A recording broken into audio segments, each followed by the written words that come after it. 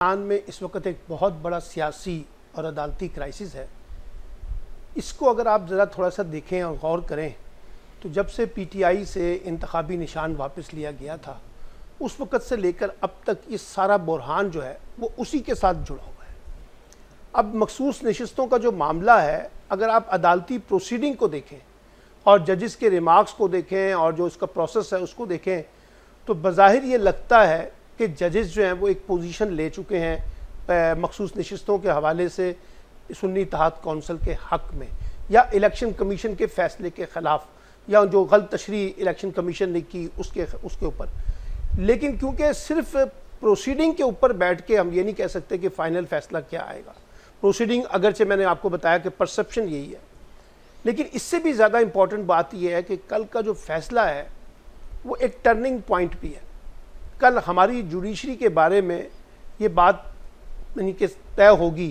कि इसने उसी पुरानी डगर पे यानी नज़रिया ज़रूरत के तहत आगे बढ़ना है या ये कि एक ये गैर मामूली फ़ैसला होगा, क्योंकि जो दबाव था जजेस के ऊपर वो सबके सामने है और सब ने देखा है कि जिस किस्म का दबाव हमारी अदालत को और जजेस को फेस करना पड़ा है। और पहली बार पाकिस्तान में जजेस जो हैं वो सिर्फ वर्बली नहीं बल्कि तहरीरी तौर पर जो है वो अपनी तहफ़्फ़ुज़ात जो हैं सुप्रीम कोर्ट के चीफ जस्टिस को, इस्लामाबाद हाई कोर्ट के चीफ जस्टिस को, लाहौर हाई कोर्ट के चीफ जस्टिस को शेयर कर रहे हैं और कह रहे हैं कि हम पे ज़बरदस्त किस्म का एक दबाव है और उस दबाव के अंदर हम आज़ादाना फ़ैसले करने की पोजीशन में नहीं। इसलिए अगर वो फ़ैसला वो आता है जो लोग एक्सपेक्ट कर रहे हैं, जो पॉपुलर फ़ैसला है, तो फिर तो इसका मतलब है कि जजेस ने, अदालत ने उस मुज़ाहमत के सामने एक नया रास्ता इख्तियार किया है। और अगर ऐसा नहीं होता और ये मखसूस नशिस्तें हुकूमत को मिल भी जाएँ ना भी मिले, पीटीआई के लिए या सुन्नी इत्तेहाद कौंसिल के लिए मिले या ना मिले, इससे ज़्यादा मेरे नज़दीक जो इम्पोर्टेंट फ़ैसला है वो जुडिशरी के मुस्तकबिल का फ़ैसला है एक नज़दीक। और दूसरी बात यह है कि शायद फ़ैसला ऐसा भी आ जाए जो ना सुन्नी इत्तेहाद कौंसिल को कोई रिलीफ मिल सके, ना हुकूमत को फौरी तौर पर रिलीफ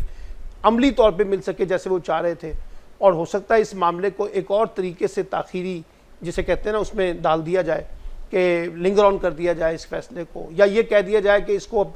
खाली रखा जाए नशिस्तों को, क्योंकि अब ये फैसला जब तक के नए इंतखाबात नहीं होते। तो बज़ाहिर तो ये लगता है कि कोई जिसे कहते हैं ना नज़रिया ज़रूरत के दरमियान और जो अदालत के कॉन्टेक्स्ट में एक मुज़ाहमत हो रही है उसके तनाजुर में कोई फ़ैसला सामने आता है तो देखना पड़ेगा। लेकिन एक चीज़ देखिए, ये सारे फैसले सियासी थे और सियासी फैसलों को कानूनी छतरी दी गई है, यानी ये फैसले बुनियादी तौर पे सियासी मैदान में होने चाहिए थे। अब पीटीआई का इंतखाबी निशान का जो मामला था, बल्ला निशान जो था, इंतखाबात में हिस्सा लेने का मामला था, बल्कि आपने देखा तरमीनुल्लाह साहब ने तो कहा कि बाकायदा इलेक्शन की इन्वेस्टिगेशन भी आपको सो मोटो लेना पड़ेगा इसके ऊपर। तो ये सारे मामलात जो हैं अगर सियासी मामलात सियासी तरीके से हल होते और सियासी मैदान में तय होते तो ज़्यादा बेहतर था। हमारे यहाँ एक रिवायत चली आ रही है कि हम सियासी फैसले खुद तो कर नहीं पाते और फिर उनको हम अदालतों की तरफ धकेल देते हैं। फिर जब अदालतों की तरफ आते हैं तो फिर उसमें हमायत और मुखालफत के तनाजुर में एक नई सियासत जन्म लेती है, फिर जुडिशरी के ऊपर तकसीम होती है। और फिर आप ये देखिए, इस बात को नज़रअंदाज ना करिए कि बाकायदा जजेस की किरदार कुशी यहाँ पे की जा रही है। यानी वो जजेस जिन्होंने खतूत लिखे, वो जजेस जिन्होंने ज़रा एजेंसी के रोल के कॉन्टेक्स्ट में चैलेंज किया, उन जजेस के खिलाफ जो कुछ हो रहा है सोशल मीडिया के अंदर ट्रायल के कॉन्टेक्स्ट में, वो चाहे अतर मिनल्ला हो, चाहे वो आपके बाबर सत्तार हो, चाहे वो जहांगीरी साहब हों, जो भी हों, तो यानी ये एक माहौल ऐसा बन गया है जिसमें आज़ाद अदलिया का जो तसव्वुर है उसको काफ़ी ज़च पहुंची है। और लगता यह है कि हमारा पूरा मजमूई निज़ाम जो है वो मुख्तलिफ किस्म की मुदाखलतों के अंदर जुड़ा हुआ है। ठीक, नान आदिल साहब, क्या आपको लगता है